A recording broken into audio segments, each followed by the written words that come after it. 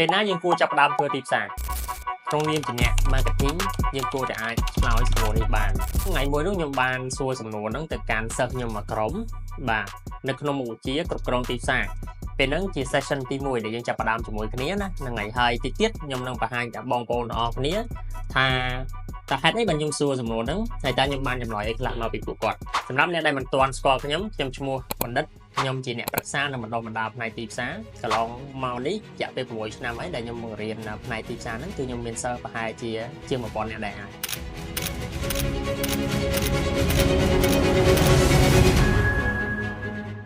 ចឹងបញ្ចូលមកប្រធានបទយើងវិញពេលដែលខ្ញុំសួរសំណួរហ្នឹងដោយសារតែក្នុងថ្នាក់ហ្នឹងគឺជា session demo ដែលយើងជួបគ្នាណាហើយសិស្សប្រហែលជា60នាក់ហើយភាគច្រើនសិស្សតែ senior ពួកគាត់រៀងចំណាស់មានបទពិសោធន៍ច្រើនជាងខ្ញុំអីចឹងណាអញ្ចឹងពេលដែលចូលទៅពួកគាត់អត់សូវយកចិត្តទុកដាក់ព្រោះឃើញយើងដូចក្មេងអីចឹងទៅបាទតែអញ្ចឹងក៏ខ្ញុំចាប់ផ្ដើមសួរសំណួរហ្នឹងទៅម្នាក់ក៏ចាប់ផ្ដើមនឹងខាំងហើយគាត់ដូចរៀងស្រឡាំងកាំងរៀងភ្ញាក់ណាព្រោះគាត់រៀងខាំងដែរថាតើមិនដឹងថាឆ្លើយមិនហើយគាត់អាចគិតរឿងហ្នឹងថាតើខ្ញុំបានចម្លើយខ្លះមកពីពួកគាត់អញ្ចឹងមានសិស្ស3 4នាក់ដែលគាត់ឆ្លើយហ្នឹងមានតែខ្លះគាត់ថាយើងចាប់ផ្ដើមធ្វើទីផ្សារនៅពេលដែលយើងចាប់ផ្ដើមផលិតផលថ្មីឬក៏ចាប់ផ្ដើមអាជីវកម្មថ្មីបាទឬក៏យើងចង់បង្កើនការលក់អីចឹងទៅបាទអញ្ចឹងចម្លើយទាំងអស់ហ្នឹងគឺអត់មានខុសអីទេបាទហើយអ្វីដែលអ្នកបច្ចេកទេសក្នុងទីផ្សារគួរយល់គួរដឹងហើយដែលគេយល់គ្នាណាហ្នឹងហើយអញ្ចឹងអ្វីដែលពួកគាត់ឆ្លើយមកមិនហ្នឹងអាហ្នឹងវានៅក្នុង part មួយយើងហៅថា advertising ឬក៏ promoting អញ្ចឹងណាហ្នឹងហើយ promoting ដែលពាក្យហ្នឹងគឺវាជាផ្នែកមួយរបស់ marketing បាទអញ្ចឹងគ្រាន់តែប៉ុណ្្នឹងឯងបាទគាត់ថាសម្រាប់អ្នកបច្ចេកទេសយើងគួរយល់កន្លែងហ្នឹងយើងគួរដឹងថា marketing ជាអី advertising ជាអីអញ្ចឹងណាបាទហើយយើងមិនបាច់ទៅប្រកែកមួយគេទូទៅទេចង់និយាយថាយើងមិនបាច់យកទៅប្រកែកមួយគេថាគេនិយាយmarketing ហ្នឹងអត់ត្រូវអត់អីទេព្រោះពាក្យហ្នឹងគេ marketing ជាទូទៅគេយល់ថា advertising ហ្នឹងអញ្ចឹងណាគាត់ថាក្នុងនាមយើងជាអ្នកទីផ្សារយើងឲ្យយល់គ្នាហើយខ្ញុំតែងតែអាសាសួរលេងទៅសិស្សតាក់ទងមួយចំនួនហ្នឹងពេលដែលយើងចាប់ផ្ដើមដំបូងណាហ្នឹងហើយដើម្បីឲ្យយើងយល់គ្នាបាទមានអាជីវកម្មជាច្រើនគាត់ព្យាយាមផ្សព្វផ្សាយ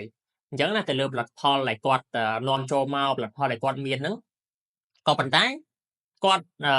ភ្លេចថា marketing វាមិនមែនតែផ្សាយតែប៉ុណ្្នឹងទេអញ្ចឹងណាការផ្សាយគាត់តែជាផ្នែកទី1ឯង marketing វាមកពីពាក្យថា market បាទអញ្ចឹង market វាធំវាទលាយវាមាន player តួអង្គច្រើននៅក្នុង market ហ្នឹងហើយមុននឹងយើងចេញផលិតផលមុននឹងយើងចេញផ្សព្វផ្សាយអីហ្នឹងណាមែនតើ marketing គឺវាចាប់ផ្ដើមតាំងពីដំបូងគេបំផុតបាទអញ្ចឹងការផ្សព្វផ្សាយផលិតផលផ្សាយហ្នឹងអាហ្នឹងវាជា advertising វាជា part មួយរបស់ marketing ឯងតែកិច្ចការរបស់អ្នក marketing ពីដំបូងបំផុតគឺយល់ពីទីផ្សារត្រូវយល់ពីទីផ្សារបាទអញ្ចឹងយល់ពីទីផ្សារហ្នឹងក៏វាមានរឿងច្រើនណាស់ថាយល់របៀបមិនអីមិនគាត់ថាចង់បញ្ជាក់ថាជំហានដំបូងពេលដែលយើងចាប់ផ្ដើម marketing គឺចាប់ផ្ដើមយល់ពីទីផ្សារហ្នឹងឯងអាហ្នឹងហើយគឺចាប់ផ្ដើមកិច្ចការងាររបស់ marketing ហើយអញ្ចឹងណាយើងអាចថាអាហ្នឹងវា business អូខេលើយើងនិយាយគ្នាចោះណាតែយល់ពីទីផ្សារគឺជាការងាររបស់អ្នកទីផ្សារមិនចឹងព្រោះ marketing ណាបាទអញ្ចឹងខ្ញុំគាត់ចង់បញ្ជាក់ច្បាស់កន្លែងហ្នឹងសម្រាប់អ្នក marketing ខ្ញុំជឿថាមានអ្នកយល់ច្រើនហើយណាក៏ប៉ុន្តែមានអ្នកខ្លះក៏អត់ទាន់ច្បាស់កន្លែងហ្នឹងដែរអញ្ចឹងណាអញ្ចឹងខ្ញុំចង់បញ្ជាក់កន្លែងហ្នឹងបាទហើយបើឧទាហរណ៍ជាក់ស្ដែងមានម្ចាស់អាជីវកម្មមួយចំនួនគាត់អត់បានយល់ពីទីផ្សារច្បាស់ទេគាត់គិតថាអូឥឡូវគេ trending អានេះផលិតផលនេះអញ្ចឹងយកអាហ្នឹងមកប្រហែលជាត្រូវហើយសួរថាម្នាក់ពីរនាក់គេថាអាហ្នឹងមើលទៅនិយមមើលទៅគេចាប់ផ្ដើមលក់អាហ្នឹងគេនិយមច្រើនអត់ទាន់សូវមានអញ្ចឹងទៅអញ្ចឹងក៏គាត់ទៅ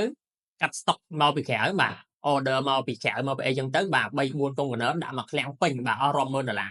ស្រាប់តែពេលយកទៅលក់អត់ចេញអត់មានអត់ចេញបាទហេតុអីដោយសារតែអ្វីដែលគាត់នាំយកមកលក់ហ្នឹងអ្វីដែលគាត់គិតថាត្រូវនោះគឺជាការគិតរបស់គាត់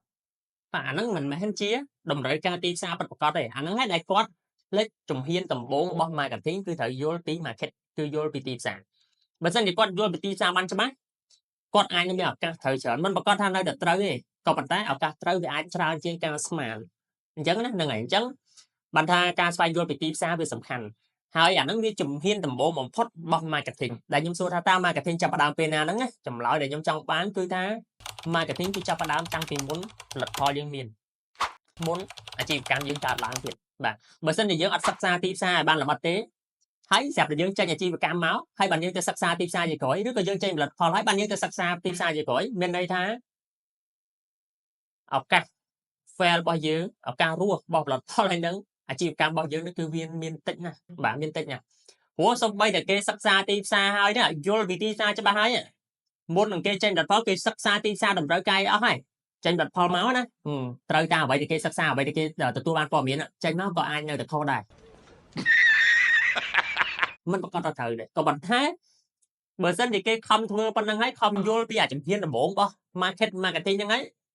នៅតែ fail ចោះតម្រាំតែយើងអត់យល់ពីអាហ្នឹងតើយើងសង្ឃឹមរស់អីបាទសង្ឃឹមប៉ុណ្ណាយល់ខ្ញុំចង់និយាយបាទហ្នឹងហើយអញ្ចឹងសរុបមកវិញពេលណាយើងគួរចាប់ផ្ដើមធ្វើទីផ្សារគឺទីផ្សារចាប់ផ្ដើមតាំងពីពេលមុនអាជីវកម្មមានកំណើតចាប់ពីពេលមុនផលិតផលមានកំណើតមកទៀតអញ្ចឹងណាបាទពេលខ្លះមិនមែនថាអូខេអញ្ចឹងរហូតទេពេលខ្លះយើងអាចមានផលិតផលដែរឧទាហរណ៍យើងមានផលិតផលមួយថ្មីដែលក្នុងស្រុកអត់សូវមានយើងនាំចូលមកក្រៅអញ្ចឹងណាហ្នឹងហើយអញ្ចឹងយើងអាចយកផលិតផលហ្នឹងមកធ្វើជា sample មួយសិនយើងមិនកាត់ stock យកមកហើយបានយើងយកអាហ្នឹងយកទៅធ្វើ market survey market study មើលថាតើផលិតផលហ្នឹងគេត្រូវអត់យកតែសាក់មើលគេប្រើល្អអត់គេចង់បានអត់មានគូប្រកួតប្រជែងនៅតែមានផលិតផលណាដែលមកជំនួសផលិតផលហ្នឹងអញ្ចឹងណាហ្នឹងហើយពេលដែលយើងមើលហើយគឺវាពិតជាត្រូវមែនអីមែនអូខេអាហ្នឹងមានន័យថាមានផលិតផលហើយគាត់ថាផលិតផលយើងអត់ទាន់លក់តែម្ដងអត់ទាន់កាត់ stock មកហើយពេលដែលយើងដឹងថាផលិតផលហ្នឹងត្រូវបានយើងទៅកាត់ផលិតផលហ្នឹងយកមកទៅអញ្ចឹងហ្នឹងហើយអញ្ចឹងកន្លែងនេះបាទចង់ថា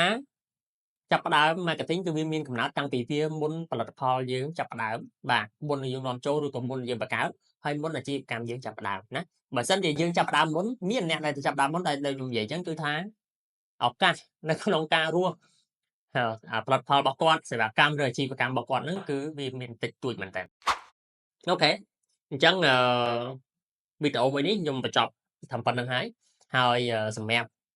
បងប្អូនដែលមាន comment មតិយោបល់ឬក៏សំណួរផ្សេងអាច comment នៅក្នុងវីដេអូមួយនេះបានហើយខ្ញុំនឹងព្យាយាមឆ្លើយឲ្យអស់ពីលទ្ធភាពហើយសម្រាប់អ្នកដែលគិតថា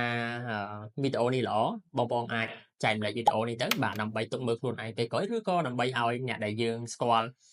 friend របស់យើងគាត់អាចមើលដែរណាបាទគាត់អាចមើលដែរគាត់អាចយល់ដែរហើយបើសិនជាចង់បានមើលលម្អិតវីដេអូផ្សេងៗបន្ថែមទៀតបងប្អូនរបស់នេះអាចចូលទៅកាន់ page ឬក៏ channel ដើម្បីមើលបន្ថែមបានបាទព្រោះយើងមានវីដេអូផ្សេងៗទៀតដែលខ្ញុំចែករំលែកពី technique បាទចំណេះដឹងវិធីនៅទីផ្សារផ្សេងៗទៀតដែរបាទហើយបើសិនជាថាចង់ចេះច្បាស់ហ្មងលម្អិតហ្មងអត់អីទេបាទយើងមានវគ្គសិក្សា marketing ដែរអញ្ចឹងសម្រាប់បងប្អូនដែលចង់ចូលរៀនតែម្ដងបាទអ្នកដែលចាប់ផ្ដើម marketing ថ្មីឬក៏យូរហើយដែរតែអត់ទាន់គិតថាខ្លួនឯងដូចជាអត់ទាន់មានគ្រឹះច្បាស់អញ្ចឹងណាហើយអត់ទាន់មានframework ទម្រង់យល់ពី marketing ហ្នឹងច្បាស់ពេញលេញអាចចូលរៀនវគ្គសិក្សា marketing របស់យើងដែរណាអញ្ចឹងអាចឆាតចូលទៅ page ទៅដាក់ថា MKT 001ណា MKT 001នៅក្នុង page ក្រុមការងារនឹងផ្ដល់ព័ត៌មានលម្អិតជូនពីវគ្គសិក្សារបស់យើងខ្ញុំសូមអរគុណជួបគ្នាវីដេអូក្រោយ